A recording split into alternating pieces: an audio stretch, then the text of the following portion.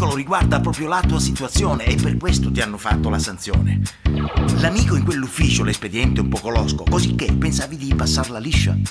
Sull'avviso c'è il tuo nome in ogni campo, che ti toglie le speranze in un momento. Ti ritrovi incastrato in poco tempo, come fossi impigliato nella lampo e poi... La legge è uguale per tutti, ma non siamo tutti uguali. La legge è uguale per tutti, è scritto in tutti i tribunali. La legge è uguale per tutti, ma non siamo tutti uguali. La legge è uguale per tutti, guarda poi negli ospedali. Buongiorno cavaliere, le notifico l'avviso, ci sarebbe una penale da scontare. La risposta con i denti ben esposti in un sorriso, che sciocchezze, potevate anche evitare. Al telefono i compari della squadra stabiliscono il verdetto che gli quadra. Trafiletto, 2 parole sul giornale e la condanna è un impiego nel sociale. E poi la legge è uguale per tutti, ma non siamo tutti uguali. La legge è uguale per tutti, è scritto in tutti i tribunali.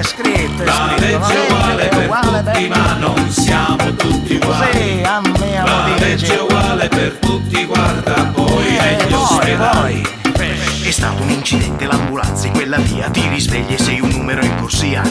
Poi ti vedi sorpassato la lettiga, 10 vuote, e il primario che soccorre la nipote. Ore e ore nell'attesa, che dolore, chiedi aiuto come fosse cortesia.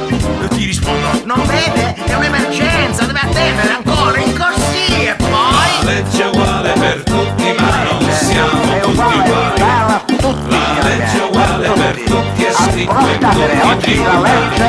La legge è uguale per tutti, ma non siamo tutti uguali. La legge è uguale per tutti, guarda poi negli ospedali.